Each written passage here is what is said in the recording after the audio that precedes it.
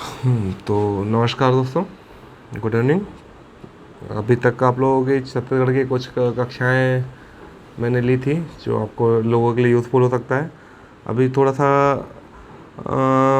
Chhattisgarh PSC को लेके, छत्तीसगढ़ विषय को लेकर काफ़ी बच्चों में उत्सुकता थी और उसकी कुछ कुछ वीडियोस मैंने डाली थी। आप अभी जो सबसे ज़्यादा आप लोगों का प्रश्न आ रहा था, जो इंक्वायरीज आप लोगों की आ रही थी, क्वेरीज आ रही थी, वो मेंस को लेकर थी। छत्तीसगढ़ पीएससी का जो मेंस है उसको लेकर आप लोगों में काफ़ी एक संशय है या एक क्या बोला जाए, क्यूरियोसिटी है कि आप जानना चाहते हैं कि मेंस की तैयारी कैसे की जाए। जैसे सामान्यतः बच्चा तैयारी करने आता है पीएससी की, तो वो प्री का सिलेबस देखता है और मेंस का सिलेबस देखता है, तो वो प्री को देख के थोड़ा सा मोटिवेट होता है कि काफ़ी छोटा सा सिलेबस दिख रहा है, पढ़ने में बड़ा आसान है, भाई प्री तो निकल जाएगा। पर प्री निकाल के क्या करेंगे, मेंस का कैसे करेंगे।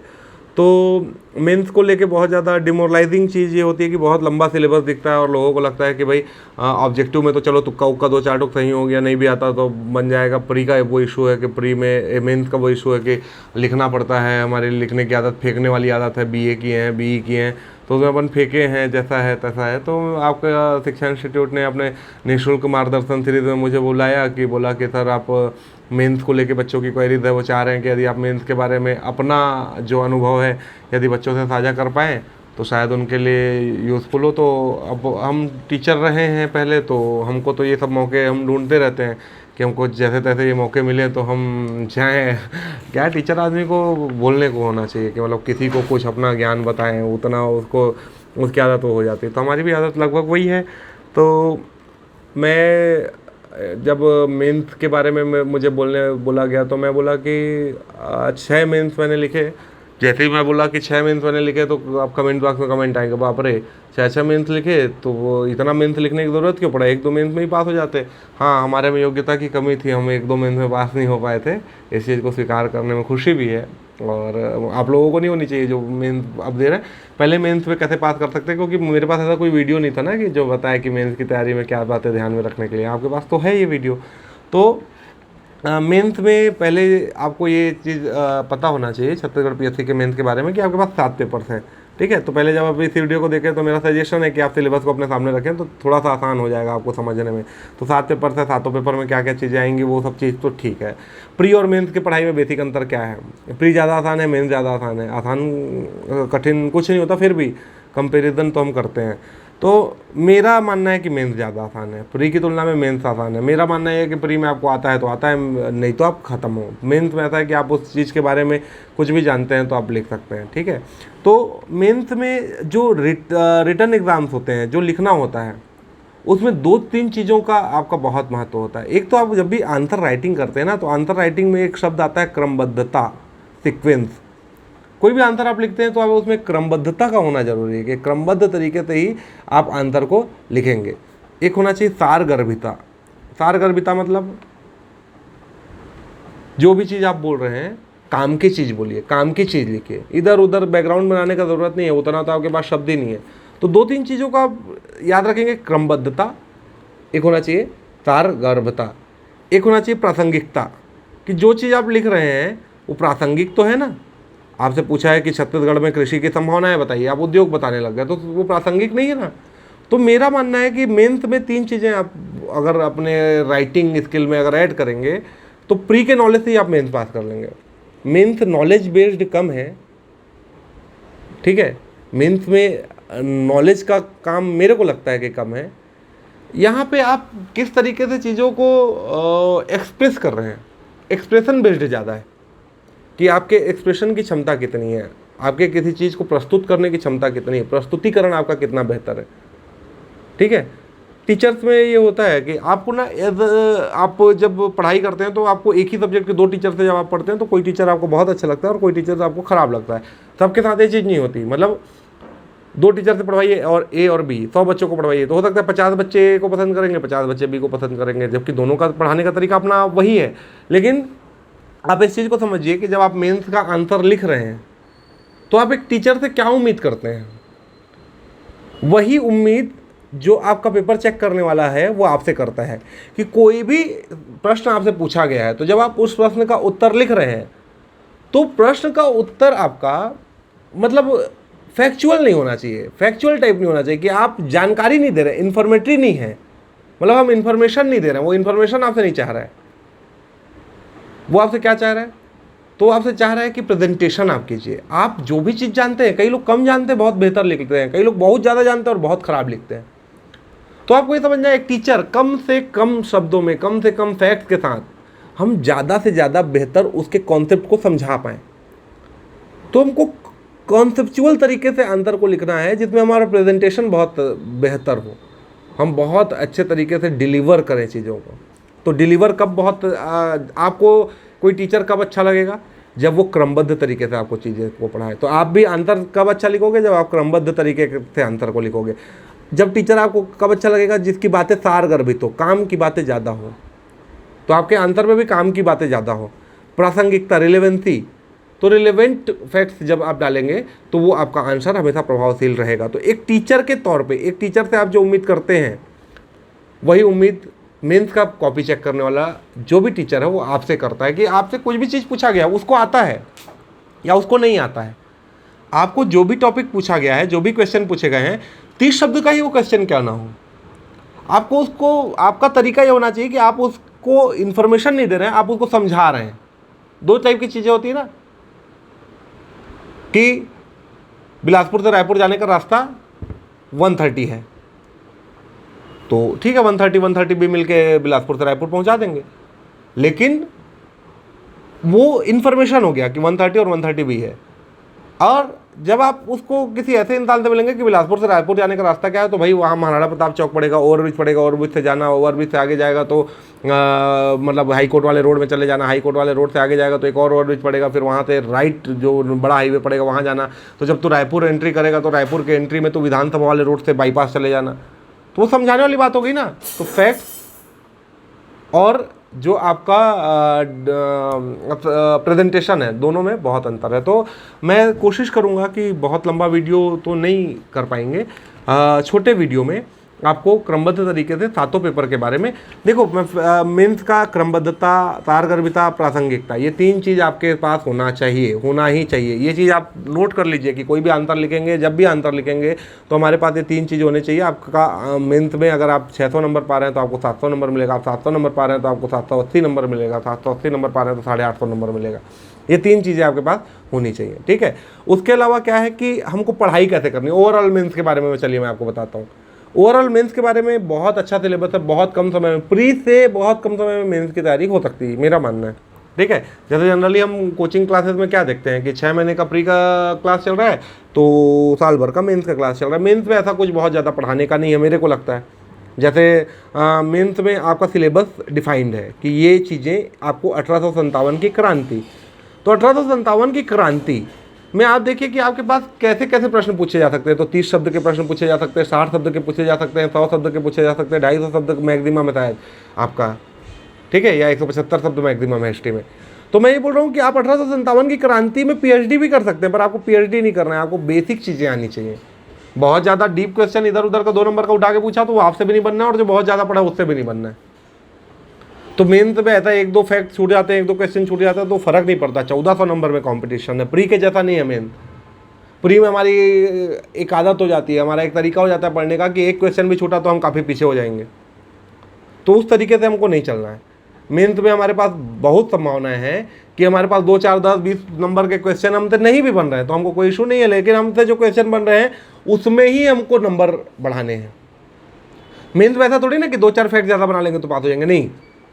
आप तरीका बेहतर करेंगे तो जितना आप लिख रहे हैं उसी को अगर बेहतर तरीके से लिखेंगे तो आपको ज़्यादा नंबर मिलेगा। तो मैं क्या बोल रहा हूँ कि क्रमबद्धता, सारगर्भिता और प्रासंगिकता, ये 3 चीज़ों को हमेशा आप कोशिश कीजिए कि आपके आंसर में होने ही चाहिए। फिर मैं बोलता हूँ कि किसी भी चीज़ को पढ़ने का 3 तरीका है। कोई भी टॉपिक आप पढ़ते हैं तो 3 तरीके से पढ़ते हैं। पहले तो आपको होता है कि मस्ट नो, मतलब आप जो टॉपिक पढ़ रहे हैं वो आपको आना ही चाहिए। दूसरा होता है शुड नो। शुड नो का तरीका क्या है कि आना चाहिए, आना ही चाहिए तो नहीं लेकिन आना चाहिए, ये भी बहुत इंपॉर्टेंट होता है। और तीसरा होता है कुड नो। कुड नो का मतलब क्या होता है, आ सकता है, आ सकता है, मतलब ये तीसरे स्टेज की पढ़ाई होगी। तो हम पढ़ाई को 3 भाग में क्लासिफाइड करेंगे। पहले कोई टॉपिक पढ़ रहे हैं तो उसके वो फैक्ट्स को, उनके उस टॉपिक्स को, उस सेक्टर को हमको बनाना है कि वो तो मस्ट है, वो तो उसके बिना हमारा आंसर या वो टॉपिक कंप्लीट हो ही नहीं पाएगा। फिर हमको लगता है कि नहीं यार उसमें थोड़ा सा और हम अपना डेप्थ बढ़ा सकते हैं, तो अपन बोले शुड नो, मतलब आना चाहिए भी। और हमको लगता है कि चल हमारा बहुत उसकी बेसिक्स भी क्लियर है, डेप्थ भी ठीक ठाक है, हमको लगता है और ज़्यादा हमको उसमें विद्वता हासिल करना है, इंटेलिजेंसी हासिल करना है, तो हम फिर उसमें क्या करते हैं कि आपका बोलते हैं कि चले कुड नो वाले टॉपिक को भी आप जानिए। तो आपका मस्ट नो, पहला मेंस में अगर आपका मस्ट नो वाले टॉपिक आपके पास हैं या फैक्ट्स आपके पास हैं तो आप पास हो जाओगे। बहुत सारे लोगों के पास मस्ट नो वाले टॉपिक वो ही नहीं होते। हमको 2 चीज़ों का कॉम्बिनेशन चाहिए। राइटिंग स्किल में 3 चीज़ें होनी चाहिए, क्रमबद्धता, सारगर्भिता और प्रासंगिकता। ये 3 चीज़ें आपके पास राइटिंग स्किल में होनी चाहिए। और आपके पास नॉलेज बेस के आधार पे, नॉलेज बेस के नाम पे आपके पास मस्ट नो वाले फैक्ट्स तो होने ही चाहिए। शुड नो हो गए, बहुत अच्छी बात है। कुड नो नहीं भी हुए तो कोई आपको फर्क नहीं पड़ता। मेंस में आपका पढ़ने का तरीका होना चाहिए, बहुत लिमिटेड पढ़ाई करनी है। जो आपका सिलेबस दिया है उसके बारे में बेसिक्स जानना है हमको, उस सिलेबस को 175 शब्द के आधार पे हमको पढ़ना है। मैं बहुत सारे लोगों का नोट्स देखता हूँ, मेंस के नोट्स ही वो इतने बड़े बड़े नोट्स बना के रखते हैं, बहुत ज़्यादा इतनी मोटी मोटी किताबें पढ़ते हैं। मुझे नहीं लगता वैसा कुछ भी ज़रूरत है। मेंस का सिलेबस आपके पास डिफाइंड है, उस डिफाइंड सिलेबस को ही हमको पढ़ना है। हमको एम लक्ष्मीकांत संविधान के लिए नहीं पढ़ना है, हमको रमेश सिंह इकोनॉमिक्स के लिए नहीं पढ़ना है। हमारा सिलेबस वो डिमांड ही नहीं करता है। लोक प्रशासन और संविधान मिलकर 50 नंबर है। मैं देखता हूँ कि संविधान के लिए भी आप एम लक्ष्मीकांत पढ़ रहे हो, लोक प्रशासन के लिए भी आप टाटा मैग्रॉ हिल की बुक पढ़ रहे हो, फ़ायदा क्या है? 50 नंबर का तो आना है। तो 50 नंबर के लिए आपके पास मुश्किल से 50-100 पेज का आपका खुद का बनाया हुआ नोट्स होना चाहिए, जो आपका टीचर आपको पढ़ा रहा है। आप किसी कोचिंग में ज्वाइन किया, ऑनलाइन कोचिंग में ज्वाइन किया, यूट्यूब से पढ़ रहे हैं, इंटरनेट से पढ़ रहे हैं, तो वो आपके पास एक नोट्स उसका होना चाहिए, सिनॉप्सिस नोट्स होना चाहिए कि आप उन चीज़ों के केवल और केवल जो भी इम्पोर्टेंट फैक्ट्स हैं, जो भी कीवर्ड्स बनाइए। जैसे मेंस में आप जो भी चीज़ पढ़ रहे हैं उसका कीवर्ड्स बनाइए। कीवर्ड्स कैसे हो सकता है? जैसे बाय द वे आप पढ़ रहे हैं समाजशास्त्र, समाजशास्त्र में आप पढ़ रहे हैं समुदाय, तो समुदाय में कीवर्ड्स, पूरे समुदाय को आप लिखते बैठे रहेंगे, ये मुझे लगता है ट्रेडिशनल तरीका था कि आपका राइटिंग प्रैक्टिस हो रही है। वो राइटिंग प्रैक्टिस आपको करने का तरीका मैं बताऊंगा कि राइटिंग प्रैक्टिस कैसे करें। राइटिंग प्रैक्टिस आप कोचिंग में इमला लिख के या खुद से बुक देख के आप उसका कॉपी करके, ये आपका राइटिंग प्रैक्टिस नहीं है, ये बेवकूफ़ी है, ये वेस्टेज ऑफ टाइम है, वेस्टेज ऑफ एनर्जी है, इससे कोई फ़ायदा नहीं होता। आप देखिएगा। तो मेरा कहना है कि आपके पास अपना हैंड रिटन नोट्स होना चाहिए, और नोट्स आपका लेंदी नहीं होना चाहिए। नोट्स आपका पुराण और वेद वाले फॉर्म में नहीं होना चाहिए, मोटे मोटे।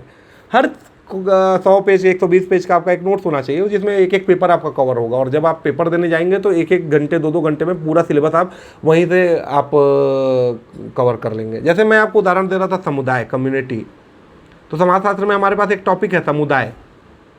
तो समुदाय आप पढ़ेंगे तो हो सकता है वो 1 पैराग्राफ 2 पैराग्राफ 1 पेज का आपके पास नोट्स हो उसका, तो आपको वो 1 पैराग्राफ के नोट्स का ज़रूरत ही नहीं। आपका टीचर अगर आपको पढ़ाया तो समुदाय में 3-4 कीवर्ड्स आपको आना चाहिए कि निश्चित भौगोलिक क्षेत्र। जो पढ़े हैं वो जानते होंगे, जो नहीं पढ़े होंगे वो शायद उनको थोड़ा सा बोरिंग लगे, लेकिन आप समझिए जो पढ़े हैं उनके लिए मैं बता रहा हूँ कि समुदाय में आपको आपका नोट्स क्या होना चाहिए? समुदाय।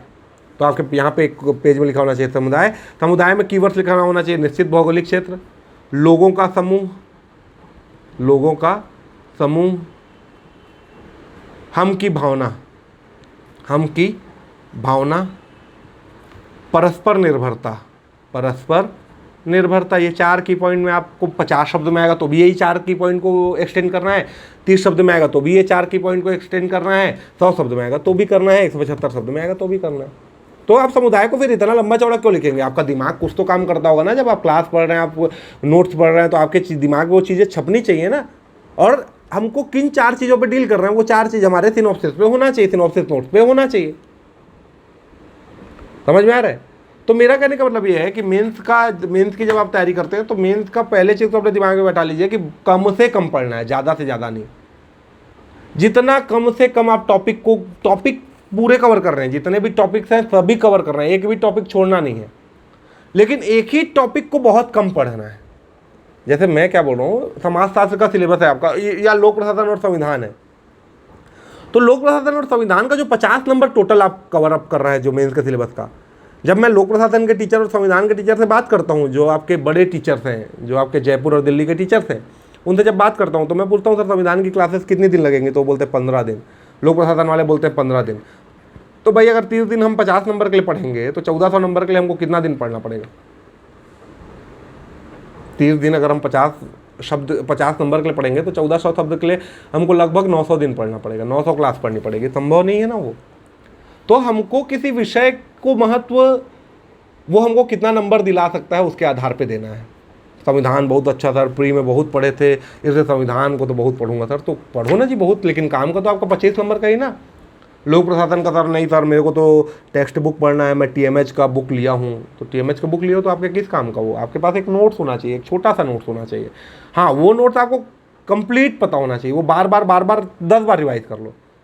और बड़ी टेक्स्ट बुक्स पूरे मेंस में कहीं पे भी मेरे को नहीं लगा कि टेक्स्ट बुक पढ़ने की ज़रूरत है। आगे आप जब मेंस के बाकी पेपर के बारे में मैं डिस्कशन करूँगा तो आपको ऑलरेडी समझ में आते जाएगा। समझ में आ रहा है ना कि कैसे पढ़ाई करना है। तो आपको आंसर राइटिंग करना है मेंस में, तो क्रमबद्धता होना चाहिए, सारगर्भिता होना चाहिए और प्रासंगिकता होना चाहिए। 3 चीज़ आप गांठ बांध लीजिए। पैटर्न पढ़ने का मस्ट नो वाला पैटर्न होता है, शुड नो वाला पैटर्न होता है, कुड नो वाला पैटर्न होता है। यदि हमारे पास मेंस पढ़ने के लिए 2-3 महीने का समय ही है तो केवल मस्ट नो वाले पैटर्न पे जाएंगे। 6 महीने का समय है तो मस्ट नो और शुड नो वाले समय में जाएंगे। 6 महीने से ज़्यादा हमको 2 साल तैयारी करना है तो हम कुड नो को भी जान सकते हैं, हम पूरा हमारी तैयारी बहुत बेहतर हो जाएगी।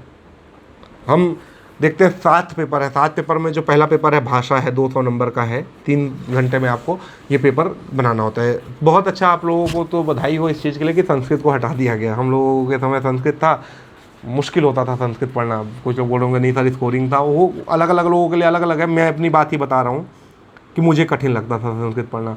और कठिन लगता मतलब पहले के 2012-13 के मेंस में चीज़ें बहुत सरल तरीके से पूछी गई थी।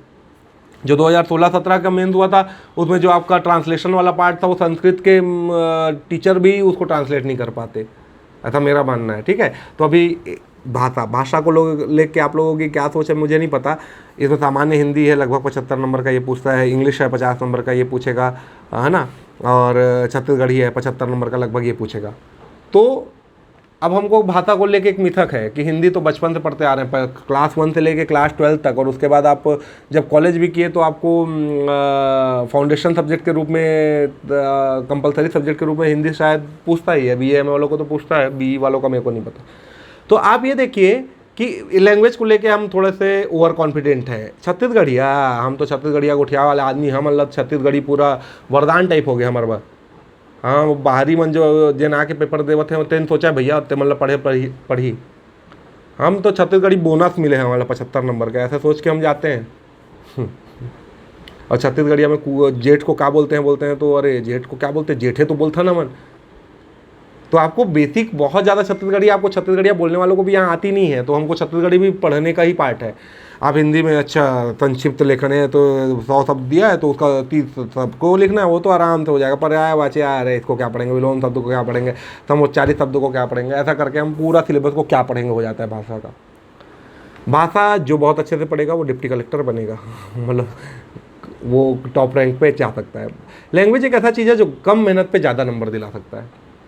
लैंग्वेज एक ऐसा चीज़ है जो आपके बाकी पढ़ाई को इंटरेस्टिंग बना सकता है। लैंग्वेज पढ़ने का तरीका क्या होता है, जब हम मैथ्स पढ़ रहे हैं, साइंस पढ़ रहे हैं, सोशियोलॉजी पढ़ रहे हैं, छत्तीसगढ़ पढ़ रहे हैं, इकोनॉमिक्स पढ़ रहे हैं, तो हमको वो पढ़ाई के पैटर्न पे ही करना होता है। और लैंग्वेज को पढ़ाई के पैटर्न पे नहीं करना है। 4 लोग आप बैठ जाइए, 2 लोग आप बैठ जाइए, चलो यार आज 100 विलोम शब्द तैयार करते हैं। तो 100 विलोम शब्द 50 वो पूछेगा, 50 आप पूछोगे। तो वहाँ पर क्या होता है, जो आपको आता है वो आपकी तैयारी है, जो आपको नहीं आता है तो फिर आप उसका सही आंसर क्या है वो देखते हैं, वहाँ पे आपकी तैयारी होगी। पर्यायवाची शब्द में वही है कि 100 पर्यायवाची शब्द तैयार करेंगे। ये आपके पढ़ाई के बीच का ब्रेक होता है। उस ब्रेक को जब आप यूटिलाइज करना चाहते हो पढ़ाई में ही, तो आप लैंग्वेज पढ़िए। लैंग्वेज में भी जो आपके साहित्य का इतिहास है, जो आपका साहित्यकार हैं, रचनाएँ हैं, इनको आपको प्रॉपर पढ़ाई के तौर पर ही करनी है। लेकिन बाकी जो भी चीज़ें हैं, तद्भव, तत्सम, अनेक शब्द के लिए एक शब्द, समास, संधि, आपका समुच्चारी शब्दों में अर्थभेद, विलोम शब्द, पर्यायवाची, ये चीज़ें जो हैं, ये मुझे लगता है आप जब आपके पढ़ाई के बीच का जो थोड़ा आप हेक्टिक हो जाते हैं और उस हेक्टिकनेस से आपको बचना होता है और आप कुछ ऐसा चाहते हैं कि कुछ टाइम पास टाइप चीज़ें हों, तो ये टाइम पास करना पड़ेगा। लेकिन आप सोचते रहते हैं कि लैंग्वेज मेरे से बन जाएगा और आप एग्जाम के दिन जाके देखते हैं तो आप 70 नंबर, 80 नंबर, 100 नंबर भी पा रहे हैं। और 100 नंबर भी लैंग्वेज में पाना, 110 नंबर भी लैंग्वेज में पाना फेल होने के बराबर है।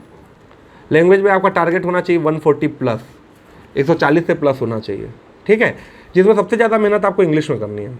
इंग्लिश सामान्यतः छत्तीसगढ़ के लोगों का वीक होता है, और उसको हमको स्वीकार करना चाहिए। हम इंग्लिश बोले नहीं कभी, तो हमारा वीक है।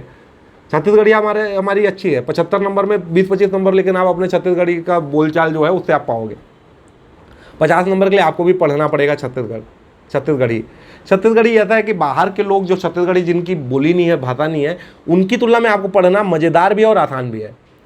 ठीक है, तो हिंदी, छत्तीसगढ़ी, इंग्लिश पढ़ने का जो तरीका है, आपको बुक में सजेस्ट नहीं करूँगा, बुक का मैं लिस्ट आपको इस कमेंट बॉक्स में दिलवा दूंगा कि क्या क्या चीज़ें आपको पढ़नी चाहिए। मेरा तो मानना है कि ज़्यादातर चीज़ों के लिए बुक पढ़ने की जरूरत नहीं है, खुद का बनाया हुआ नोट्स, चाहे वो कोचिंग से हो, चाहे ऑनलाइन वीडियो से हो, चाहे आप किसी बुक से खुद का सिनॉप्सिस लिखे हो, वो ही आपको ज़रूरी है। ठीक है, तो मेरा कहना है कि लैंग्वेज को आप अपने लिए बनाइए रामबाण।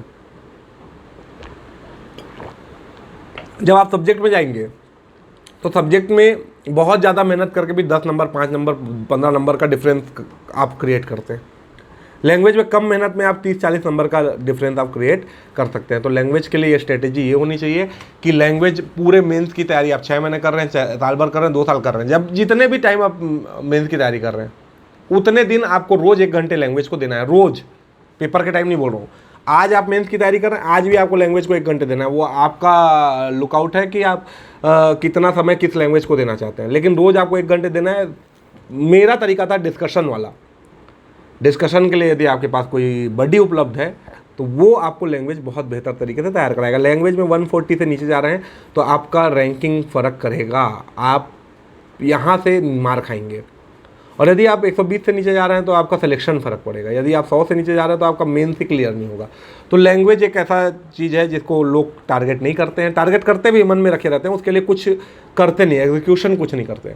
तो मेरा जो पॉइंट है कि लैंग्वेज को आप बहुत बेहतर तरीके से कीजिए। हिंदी आपको इंटरेस्टिंग लगेगा, छत्तीसगढ़ी आपको इंटरेस्टिंग लगेगा, इंग्लिश आपको बोरिंग लगेगी, लेकिन आप इंग्लिश को यूट्यूब के माध्यम से पढ़िए। आप अच्छे कोचिंग में अगर अच्छे टीचर्स हैं तो उनके माध्यम से पढ़िए। टाइम पास मत कीजिए। अगर आपका टीचर टाइम पास वाला है तो देखिए, टीचर का सम्मान कीजिए लेकिन अंधभक्ति मत कीजिए। अगर कोई टीचर आपको लगता है कि इमला ही लिखवा रहा है लगातार, तो वो टीचर काम का नहीं है आपके मेंस के पॉइंट ऑफ व्यू से। लेकिन अगर आपको लगता है कि टीचर आपके अंदर उस टॉपिक का समझ विकसित कर रहा है और उस टॉपिक से आप समझ इतना ही विकसित करें कि 175 शब्द ही लिखना है। कई लोग एक ही टॉपिक को इतना समझ विकसित कर लेते हैं कि उसी के बारे में ज्ञान बांटते फैलते हैं। नहीं, हमको ज्ञान तो चाहिए ही नहीं, ज्ञानी नहीं बनना है हमको। पीएससी ज्ञानी बनने का डिमांड भी नहीं करता, सामान्यज्ञ बनना है कि सामान्य चीज़ों को हम जाने। तो सामान्य चीज़ों को सामान्य तरीके से जानना है। आप लोगों को सामान्य चीज़ों को विशिष्ट तरीके से जानवाने का प्रयास किया जाता है, इसलिए आप फेल होते हैं। ठीक है, तो मेरे ख्याल से आप लोग लैंग्वेज को लेके आप लोगों का डाउट क्लियर हो गया होगा। दूसरा जो महत्वपूर्ण है, ऐसे 140 प्लस का ये भी है। आप बोलोगे सर आप तो सब को 140 प्लस बोल दे रहे हो, तो 840 नंबर तो हमारा ऐसे ही हो जाएगा। ये 150 वाला भी है ऐसे जो है।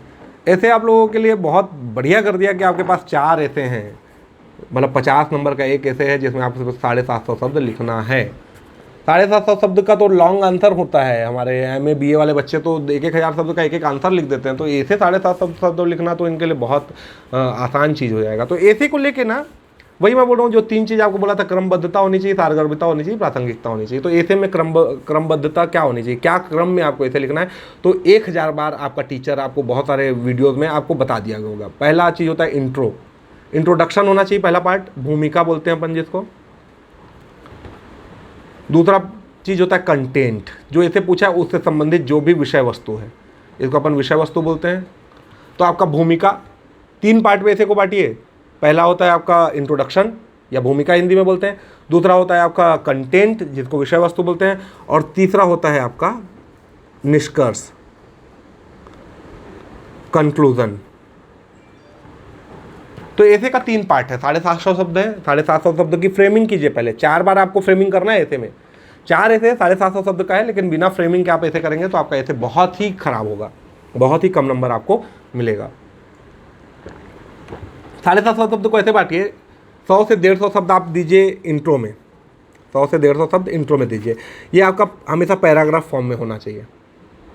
ठीक है, 100 से 150 शब्द आप दे दिए। आप निष्कर्ष में भी 100 शब्द दीजिए, तो आपके लगभग 250 शब्द होने चाहिए जो आपका इंट्रो और कंक्लूजन के लिए, आपका भूमिका और निष्कर्ष के लिए होना चाहिए। बीच का जो 500 शब्द है ये कंटेंट होना चाहिए। इस कंटेंट में याद रखिए फैक्ट्स जरूर होने चाहिए। 500 शब्द में आपके फैक्ट्स होने चाहिए, बहुत ज़्यादा इंप्रेशन वो क्रिएट करता है।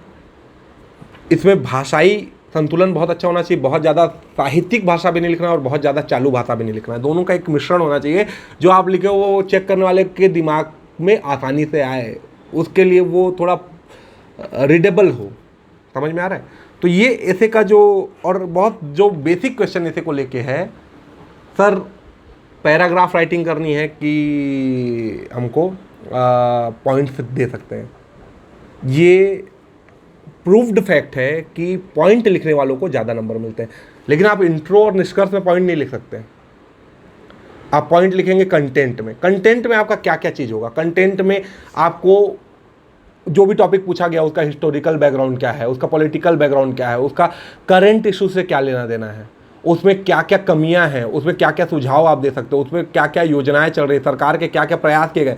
तो ये भी जो भी चीज़ें हैं, इनको जब आप पॉइंट से लिखोगे तो आपको बहुत ज़्यादा नंबर मिलते हैं। पॉइंट लिखने में एक आप सावधानी बरतेंगे कि जब भी आप पॉइंट लिख रहे हैं तो पूरा का पूरा स्पेस कवर कीजिए, क्योंकि स्पेस छूटना नहीं चाहिए, क्योंकि आपके पास 750 शब्द लिखने का ही स्पेस मिलता है।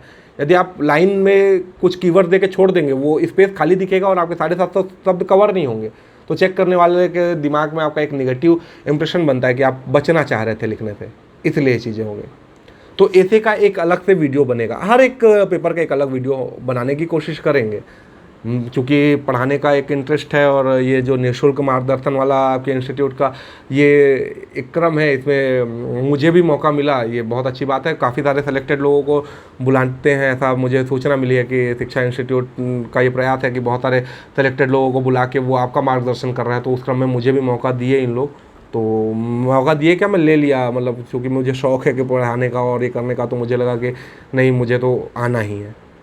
इसका डिटेल चर्चा अपन फिर करेंगे। तीसरा पेपर आपका आता है हिस्ट्री का, भारत का इतिहास है।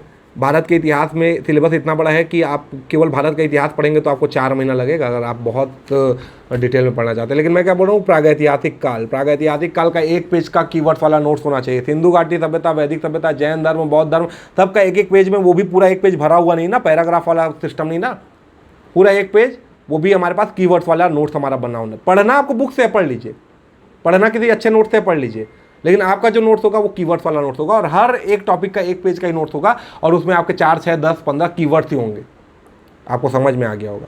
संविधान लोक प्रशासन, मस्त इसमें 50-50 पेज का नोट्स बनाइए। संविधान जो आप प्री में पढ़े हैं उसी को आप थोड़ा लिखने के फॉर्म में आइए। मैं बताऊंगा राइटिंग स्किल क्या होती है, मैं आपको बताऊंगा। सुंदर राइटिंग होना राइटिंग स्किल का पार्ट नहीं है, वो मैं बताऊंगा राइटिंग स्किल क्या होती है, लेकिन मैं आपको बता रहा हूँ कि इसको पढ़ना क्या है। तो आपको 50 पीरियड इसको देना है, तो 50 घंटे मैक्सिमम आपको संविधान और लोक प्रशासन दोनों को मिला के देना है। छत्तीसगढ़ का इतिहास, ये आपके लिए जन्नत है। अब आप बोलोगे सर आप छत्तीसगढ़ पढ़ाते थे इसलिए आपको छत्तीसगढ़ विषय से विशेष लगाओ। नहीं जी, इसका सिलेबस देखिए ना, प्रागैतिहासिक काल 3 लाइन का सिलेबस है, 3 लाइन का, इतना छोटा, और 75 नंबर के क्वेश्चन आते हैं। तो भाई ये तो हमारे लिए जन्नत है ना। छत्तीसगढ़ का हिस्ट्री मैं आपको बताऊँगा कि कैसे पढ़ना, बहुत मज़ेदार है, बहुत मज़ेदार है। ठीक है, तो ये हो गया सामान्य विज्ञान, मैथ और आपका अप्लाइड साइंस। ये आपका साइंस को भी टू द पॉइंट पढ़ना है, एकदम टू द पॉइंट। साइंस पढ़ने के लिए मेरा सजेशन है यूट्यूब वीडियो देखिए। जो पीएमटी वाले, नीट वाले और जेई वाले बच्चे पढ़ते हैं ना, या जो 11-12 के टीचर्स, बहुत अच्छे अच्छे टीचर्स यूट्यूब पे आपके उपलब्ध है। साइंस को यूट्यूब से पढ़ने से क्या फ़ायदा होता है, विजुअलाइजेशन होता है चीज़ों का। जैसे क्या होता है कि विद्युत मोटर आप पढ़ेंगे, तो विद्युत मोटर में आप लोग पढ़ते हैं कि आर्मेचर होता है, आर्मेचर ABCD अपन पढ़ते हैं। तो अपन जब कॉपी में वो स्ट्रक्चर बनाते हैं ना आर्मेचर का, तो एक ऐसे आयताकार स्ट्रक्चर होता है, मतलब अपन को ऐसा लगता है एक पत्ती टाइप का होता होगा, एक ऐसा नॉर्मल पत्ती टाइप की का होता होगा आर्मेचर, और वो घूमता कैसे होगा वो हमको समझ में नहीं आता। जब यूट्यूब में आप उसकी क्लास देखेंगे तो आपको जो टीचर्स होते हैं, जो बहुत अच्छे टीचर्स हैं, वो आपको उसका विजुअलाइजेशन दिखाते हैं। तो वो आर्मेचर आपको समझ में आता है, वो तो ग्लास के शेप का होता है। ये आर्मेचर ऐसा शेप हम देखे हैं, पर ऐसा होता नहीं, वो आर्मेचर गोल शेप का होता है। तो गोल शेप कैसे बनता है वो बहुत आसानी से आपको, बहुत तरीके से आपको समझ में आता है। जैसे बायोलॉजी में आपका ड्राइंग करना होता है, हम लोग क्या ड्राइंग कैसे सीखते हैं, वो अपने बुक को रखते हैं और हार्ट का शेप ऐसे ऐसे ऐसे करके बनाते हैं, और बहुत लंबे समय में फिर वो हम भूल जाते हैं। आप देखिए हाउ टू ड्रा हार्ट, ठीक है, ये आप यूट्यूब में सर्च कीजिए, 2 मिनट का, 3 मिनट का, 1 मिनट का वीडियो होगा। आप उसको 4 बार प्रैक्टिस करेंगे, आप बहुत बहुत बेहतरीन तरीके से हार्ट ड्रा कर पाएंगे। ठीक है, तो ये 4th पेपर का ये हो गया। बाकी मैं पेपर वाइज आपको अलग से वीडियो बनाऊंगा। एक ओवरऑल मैं बताने का कोशिश कर रहा था। 5th paper Indian economy, Chhattisgarh की इकोनॉमी। छत्तीसगढ़ की इकोनॉमी थोड़ा सा हमारे लिए फैक्ट और कंटेंट वाइज थोड़ा सा कठिन पड़ता है, लेकिन अगर आपको सही तरीके से छत्तीसगढ़ के इकोनॉमी की क्लास मिल जाए तो बहुत अच्छे तरीके से आप पढ़ सकते हो। इंडियन ज्योग्राफी बहुत मज़ेदार विषय है, इनको आप आपने ऑनलाइन क्लास या क्लासेस में पढ़िए। छत्तीसगढ़ का भूगोल, इसकी क्लासेस उपलब्ध है शायद आपके शिक्षा इंस्टीट्यूट के यूट्यूब चैनल में, आप इसको देख लीजिए। फिर आपका आता है पेपर 6। पेपर 6 में फिलॉसफी, ये आपके लिए थोड़ा सा सिरदर्द विषय है। इतना बड़ा सिलेबस है और इसके कंटेंट जनरली उपलब्ध नहीं होते, तो इसके कंटेंट आपको कहाँ से पढ़ना है मैं आपको नेक्स्ट वीडियो में अलग से फिलॉसफी और सोशियोलॉजी के लिए बनाऊंगा। और छत्तीसगढ़ का सामाजिक परिदृश्य आपको फोकट का नंबर है, फोकट का नंबर, लेकिन आपको इसको एनालाइज करना पड़ेगा। एनालाइज करके चीज़ों को करेंगे तो आपको नंबर इसमें मिलेगा। 7th पेपर जो आपका है ये है आपका आपके कानूनों से संबंधित है, कि आपका जो भी कल्याणकारी विकासात्मक कार्यक्रम एवं कानून है, ये कानून की पढ़ाई कैसे करनी है मैं आपको इसकी क्लास में आपको लूँगा, ठीक है। आपका अंतर्राष्ट्रीय खेल एवं खेल संगठन, ये आपके फैक्ट्स है, इसका आपको वही सिनॉप्सिस नोट्स बनाना है। और अंतर्राष्ट्रीय एवं राष्ट्रीय शैक्षणिक संस्था, एक पेज पे एक टॉपिक को इसमें भी आपको कवर करना है। तो मेंस की पढ़ाई में आपको याद रखना है कि आपके पास बहुत पतला हर एक पेपर का नोट्स होना चाहिए और उसी नोट्स को बार बार हमको पढ़ना है। राइटिंग प्रैक्टिस करने के लिए आप क्या कीजिए, जैसे कोई भी टॉपिक आपको लगता है कि अभी महत्वपूर्ण है समसामयिकी में, करंट अफेयर्स में, उस टॉपिक को लीजिए और उस टॉपिक के बारे में 200 शब्द मेरे को लिखना है। पहले आप उस टॉपिक की पढ़ाई कीजिए और पढ़ाई के बाद फ्री माइंड होके 200 शब्द लिखने का प्रयास कीजिए। और आप लगातार 2, 3, 4 कॉपीज भरिए, अपने विचार लिखिए, अपने जो भी आप सोचते हो, जो भी आपका एनालिसिस है किसी भी विषय को लेके, आप उस एनालिसिस को लिखिए। उससे आपकी राइटिंग स्किल में काफ़ी सुधार होगा। और राइटिंग स्किल देख के लिखने में कभी नहीं सुधरेगा। बिना देखे कोई भी टॉपिक, आप छत्तीसगढ़ का हिस्ट्री पढ़ लिए तो आप अपने आप को क्वेश्चन दीजिए कि छत्तीसगढ़ के इतिहास में इसके स्थानीय राजवंशों के महत्व पर प्रकाश डालिए। अब उस टॉपिक को आप अच्छा, बुरा, खराब, बहुत अच्छा, जो आप लिख सकते हैं वो लिखिए। आप देखेंगे 10 बार 15 बार, शुरू के 2-4 में तो आपका पेन नहीं चलेगा, लिखूं क्या, कहाँ से शुरू करूं, कहाँ पे ख़त्म करूं, आपको समझ में नहीं आएगा। लेकिन शुरू बार जब आप एक बार टूटा फूटा बहुत घटिया लिख लिए, उसका जब दूसरा लिखेंगे तो आपको 10% का सुधार होगा, तीसरे में 20% का। ऐसा करते करते 10-15 के बाद आपको लगने लगेगा कि एक्यूरेट आप आंसर राइटिंग सीख गए हैं, बहुत ज़्यादा मतलब सही तरीके से जो आपका एक्यूरेसी है वो आपके पास आ गई है, ठीक है। तो ये मेंस का मेरा एक पॉइंट था कि मेंस की तैयारी कैसे करने को लेके मैं थोड़ा बहुत आपको अभी इंट्रो कर दूं, और बाकी पेपर वाइज मौका मिलेगा तो वैसे तो मैं आज ही कुछ क्लासेस को रिकॉर्ड करूंगा, तो 3-4 सब्जेक्ट से तो आज ही रिकॉर्डिंग्स हो जाएंगी, और बाकी जैसे ही मौका मिलेगा तो मैं आप लोगों को उसका पेपर वाइज थोड़ा सा समय 20-20 मिनट का वीडियो लेके पेपर वाइज आपको चीज़ें दे देंगे, ठीक है। बहुत बहुत धन्यवाद। और आप शुभकामनाएं, जो मेंस अभी लिख रहे हैं उनको बहुत बहुत शुभकामनाएं, और जिनका अभी मेंस प्री क्लियर नहीं हुआ था उनको अगले बार मेंस देना है, उनको भी बहुत बहुत शुभकामनाएं।